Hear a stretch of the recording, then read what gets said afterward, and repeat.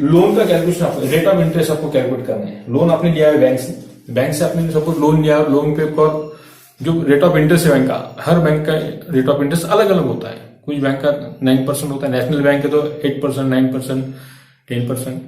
थोड़ी private bank है आपकी दूसरी या आपका संस्था है तो उसका rate of interest national bank से ज्यादा होता है। वो अपनी स्टडी किए क्यों ज्यादा होता है, कैसे क्यों होता है, मगर आरबीआई का कंट्रोल सब बैंक के ऊपर होता है। तो रेट ऑफ इंटरेस्ट आपको दिया जाता है। How to calculate the amount of interest, जो आप लोन लेते हैं तो लोन के ऊपर का इंटरेस्ट किस तरह कैलकुलेट किया जाता है, इस टाइप का एक क्वेश्चन आपको ऑब्जेक्टिव में आ सकता है, कैलकुलेट द फॉलोइंग। तो नेक्स्ट सेंटेंस जो आपका है पेज नंबर 54 में प्रॉब्लम नंबर लास्ट 5, इस प्रॉब्लम नंबर 5 में आपको लोन अमाउंट आपको कैलकुलेशन ऑफ लोन, इसको क्या बोलेंगे, मेंशन का टाइटल है calculation of loan amount. How to calculate, ये आपको ऐसे कैलकुलेट करना है। तो we read the problem carefully. Borrow loan from bank of Maharashtra, bank of Maharashtra से आपने क्या किए, लोन लिए। कितना लोन लिए, बैंक ऑफ महाराष्ट्र BOM बोलेंगे, बैंक ऑफ महाराष्ट्र।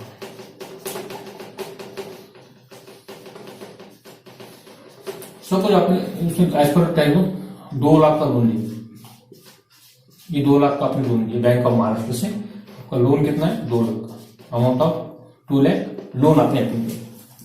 उसके ऊपर वो लोन का डेट था 1 अक्टूबर, कौन सी तारीख को लिया आपने, 1 अक्टूबर, क्या आपको लोन यहाँ पे लिए 1 अक्टूबर 2019 में आपको उसको यहाँ पे लोन लिया।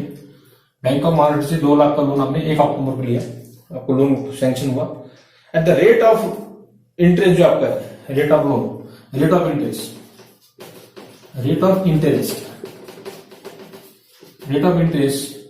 एट 15% पर एनम यानी साल, एन्युटी 1 साल का आपको 12 साल का 12 महीने का 15% से 2 लाख के ऊपर 15% से आपको कैलकुलेट करना है। और bank loan for interest on loan 15% per annum, assuming that the financial year ended on 31st March.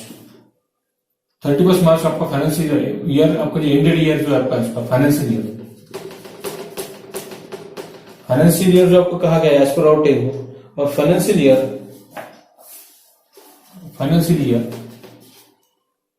assuming that our financial year from 31st March हो रही है, 31st मार्च आपका फाइनेंशियल ईयर, ऐसा एज्यूम करो, एज्यूम करना है, गणित पकड़ना कि 31 मार्च का as per income tax act 1961 में क्या प्रोविजन है, we should write down our account into as per income tax act 1961 it is a provision there कि आपका अकाउंट 1 अप्रैल से 31 मार्च, आपका अकाउंटिंग फाइनेंशियल ईयर जो आपका है 1 अप्रैल टू 31 मार्च, इस डेट के दरमियान आप क्या करते हैं, आपके रिकॉर्ड्स, अकाउंटिंग रिकॉर्ड्स है मेंटेन करते हैं 31 मार्च। It is all as per income tax act 1961 में उसका प्रोविजन है कि आपका अकाउंटिंग ईयर जो फाइनेंशियल अकाउंटिंग ईयर जिस डेट में आप अकाउंट लिखते हैं वो है 1 अप्रैल टू 31 मार्च। ये पूरे यहाँ पे 12 मंथ होते हैं आपके। इस कालावधि के अंदर आप क्या करते हैं, आपका अकाउंट राइट डाउन करते हैं, आपके बिजनेस का अकाउंट यहाँ पे लिखते हैं। तो आपको 3 इंफॉर्मेशन दी हुई है, आपका लोन 2 लाख का है, 1 अक्टूबर में आपने लिए हुए, और रेट ऑफ इंटरेस्ट आपका है 15% पर एनम, एंड 31 मार्च तक का आपको इंटरेस्ट पे कैलकुलेट करना है। हाउ टू कैलकुलेट नो, उसका सोल्यूशन देखो, ये आप सभी को आना चाहिए, आपका part of life.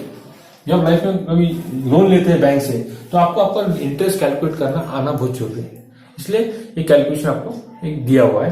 How to calculate the amount of, इसके लिए जो फॉर्मूला है आपका, फॉर्मूला में इसको डालते हैं तो पूरा आपका आंसर लोन ऑफ अमाउंट आपको निकलता है। फॉर्मूला अमाउंट ऑफ इंटरेस्ट आपको कैलकुलेट करना है। So interest is equal to आपको जो फॉर्मूला अभी अप्लाई करना है, interest is equal to loan amount जो आपका है, लोन अमाउंट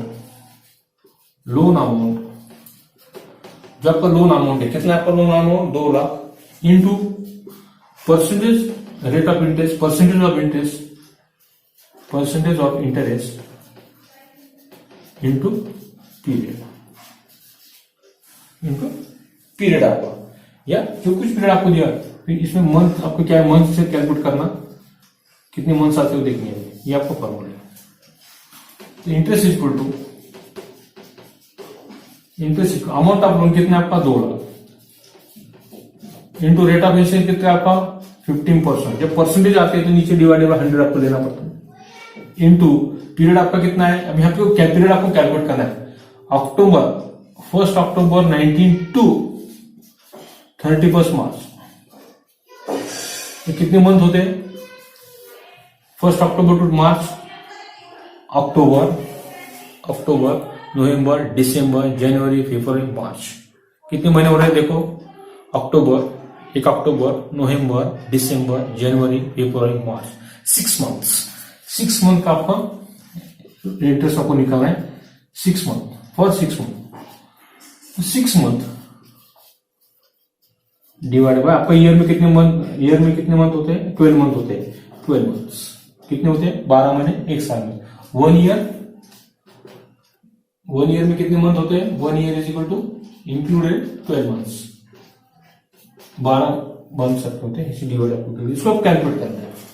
इसको कैलकुलेट करने के बाद जो आपका आंसर आएगा इंटरेस्ट ऑन लोन, इसको कैलकुलेट करो आपके हिसाब से, जिस तरह आपको कट करना है उस तरह।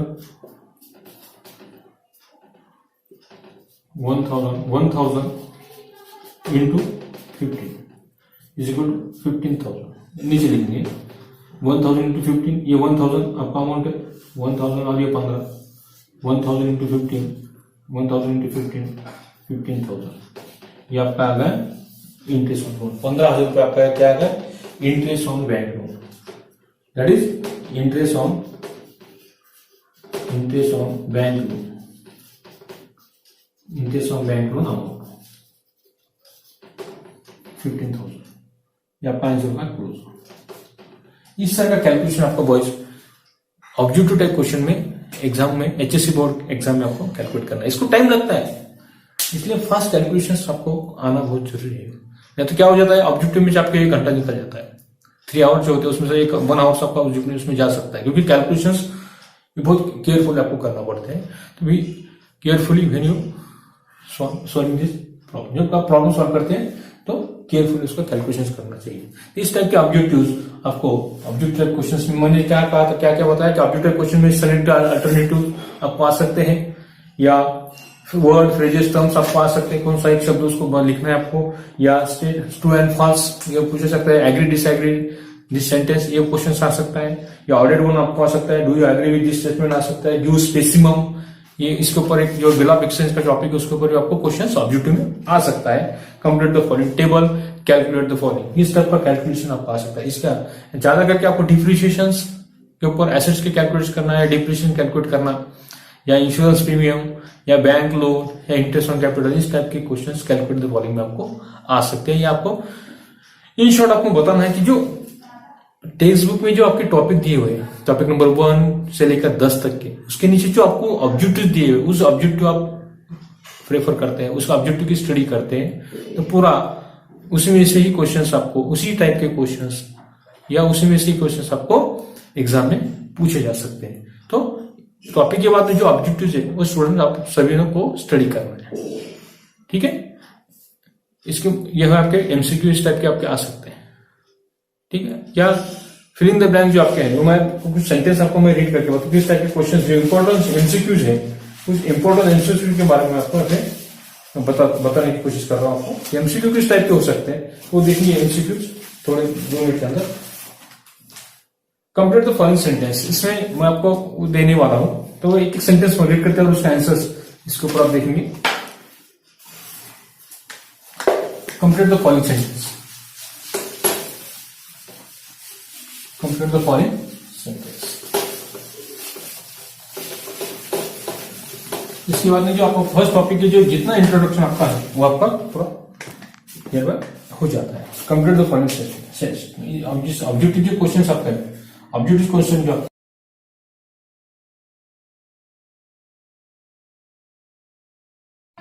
ऑब्जेक्टिव क्वेश्चंस में आपको complete the following sentence, complete the following, ये इस टाइप का क्वेश्चन आपको पूछा सकता है। ये क्वेश्चन आपका क्वेश्चन नंबर 1 में ABC कौन सा उसका नंबर आ सकता है, उस पर जो मैंने 10 टाइप आपको बताया उसमें से कौन से 4 प्रश्न आपको कंपल्सरी, इसलिए आपको पूरी 10 की स्टडी आपको करना पड़ेगी। इसलिए पार्टनरशिप मैं आपको रीड करता हूं, इसके ऊपर आपको दिखेगा स्क्रीन के ऊपर, वो आपको उसका आंसर टाइप करना है। पार्टनरशिप बिजनेस मस्ट बी, उसमें फिल इन द ब्लैंक्स आपको दी जाती है। कैसा बिजनेस है? It is a lawful business. उसका आंसर क्या है? Lawful. Registration of partnership is, fill in the blanks आपको दिए हुए। इन इंडिया, कैसा इंडिया में रजिस्ट्रेशन? ऑप्शनल है। इन इंडिया ऑप्शनल है, उसका आंसर है। Liability of partners in partnership firm is, क्या है लायबिलिटी ऑफ पार्टनर्स? अनलिमिटेड, ये उसका आंसर है। Liability of partner is unlimited. इसके बाद में जो आंसर क्वेश्चन आपको पूछा, if the date of drawing is not given, the average of fill in the blanks interest is to be charge. जब डेट ऑफ ड्रॉइंग आपको दिए जाती नहीं तो इंटरेस्ट कितना चार्ज करना चाहिए? 6%। आपको इंटरेस्ट, ओके 6% है उसका आंसर से। 6% interest is charge on drawing. Rate of interest on loan is not given, then fill in the blanks interest is allowed. कितना इंटरेस्ट आपको अलाउडेड करना पड़ेगा जब rate of interest is not given? 6%। ये answer उसका है, allowed. पहले आपको फिल इन द ब्लैंक्स दी हुई, fill in the blanks duly sign by all partners and registered under the Indian Partnership Act 1932. Partnership deed duly by sign, partnership deed ये sign होना बहुत जरूरी है। रजिस्ट्रेशन अंडर द इंडियन, ये partnership deed है उसका आंसर है। At the time of formation of partnership form a document is prepared is called partnership deed. Next question आपका आ सकता है इसमें कंप्यूटर सेंटेंस में। पहले स्टार्टिंग में आपको फिल इन द ब्लैंक्स दी हुई है। Is a very important documents, fill in the blanks दी हुई है dot dot dot. Is the very important documents, क्या इंपॉर्टेंट डॉक्यूमेंट्स कौन सा है? Partnership deed is important document. Partnership deed है उसका आंसर है। पार्टनरशिप डीड रेगुलेट, इसमें 3 फिल इन द ब्लैंक्स आपको दिए हुए हैं। Of all partners as well as firm. Partnership regulate partners rights, partners कि राइट्स के बाद में पार्टनर्स की ड्यूटीज एंड पार्टनर्स की liabilities of all partners as well as form. Return agreement is known as, क्या कहते हैं रिटर्न एग्रीमेंट को? Partnership deed. अब मेंबर के बारे में क्वेश्चन पूछा जाता है फिल इन द ब्लैंक्स के अंदर कंप्यूटर सेंटेंस में। Maximum fill in the blanks partners are needed to start partnership firm and the maximum fill in the blanks partners. Minimum कितने पार्टनर चाहिए उसका आंसर क्या लिखेंगे? Minimum 2 partners and maximum 50 partners. 2 और 50 partners वहां पे जरूरी है। कितने? Minimum 2 and maximum 50। Registration of partnership firm is compulsory only the state of fill in the blanks with effect 1 अप्रैल 2005। 2005 के अनुसार कौन सा स्टेट है कि जिसमें registration of firm partnership firm compulsory है? महाराष्ट्र, ये उसका आंसर रहेगा। Registration of partnership firm is compulsory in only the state of Maharashtra. That is, these types of questions are generally asked in complete the following sentence. So, boys, once again, we should see which types of questions generally asked in our HSC board के अंदर question, किस type के objective question आ सकते हैं। इसमें से 10 type के questions मैंने आने की पॉसिबिलिटी मैं आपको बताता हूँ। उसमें से कौन से 4 आपको सॉल्व करने की जरूरत है। उसमें से पहला आ सकता है आपको select the most appropriate alternatives from the following and rewrite the sentence. Second आ सकता है write the word, phrase, terms which can substitute each of the following sentence. उसके बाद में आ सकता है state the whether the following statement true and false. Write reason, उसमें 2 reason आपको लिखना है। उसके बाद में आ सकता है क्वेश्चन find odd one, एक अलग वर्ड आपको उसमें 4 शब्दों में से आपको उसका आंसर फाइंड आउट करना है, लिखना है। कंप्लीट द फॉलोइंग सेंटेंस, वो देखने आपने अभी देखिए उसका। Complete the following sentence, answer in one sentence, do you agree disagree with the following statements. नीचे दिए हुए स्टेटमेंट से आप एग्री के डिसएग्री, उसको भी आपको एग्री डिसएग्री को 1 मार्क होता है और उसका रीजन आपको 2 लिखना है minimum. Give the spacing of bill of exchange, calculate the following and complete the following tables. इस टाइप के 7 या 8 टाइप के क्वेश्चंस आपको ऑब्जेक्टिव में पूछे जा सकते हैं। इसलिए आपको ये जो नया सिलेबस है, इस नया सिलेबस में आपको इस टाइप के क्वेश्चंस आपको कंपल्सरी आ सकते हैं। इसके पहले कैसे उसका और रहता था 5 में से any 3 attempt any 3 of the following, 5 में से कौन से 3 कैलकुलेट करना है। यहाँ पर आपको कैसे करना है, आपको ओनली 4 क्वेश्चन आपको दिए जाएंगे और 4 ही क्वेश्चन आपको कंपल्सरी सॉल्व करना है। Question number 1 objective type. इसलिए थोड़ा ध्यान दीजिए कि इस 10 टाइप में से कौन से 4 क्वेश्चन आप कर सकते हैं। फिल इन द ब्लैंक्स आ सकता है, ट्रू एंड फॉल्स आ सकता है, एग्री डिसएग्री आ सकता है, rewrite the term phrases words आ सकता है, complete the following table, calculate the following information की जो इन्फॉर्मेशन आपको दी, जैसे आपने देखिए ट्रेडिंग अकाउंट का gross profit gross loss calculate करना है, रेट ऑफ इंटरेस्ट आपको कैलकुलेट करना है, प्रीमियम का अमाउंट आपको कैलकुलेट करना है, क्लोजिंग स्टॉक की वैल्यू आपको कैलकुलेट करना है, या डिप्रिसिएशन आपको कैलकुलेट करना है। इस टाइप के क्वेश्चन आपको, इसी में से कौन से 4 क्वेश्चन आपको एग्जाम में आ सकते हैं एचएससी बोर्ड में। तो बॉयज आपको ये डाउट्स क्लियर होगा क्वेश्चन नंबर 1 का ऑब्जेक्टिव क्वेश्चंस में, और जो ऑब्जेक्टिव दिए हुए टेक्स्ट बुक के अंदर पेज नंबर 53 और 54 में वो सॉल्व करने की मैंने सॉल्व करके आपको मैंने बताया हुआ है।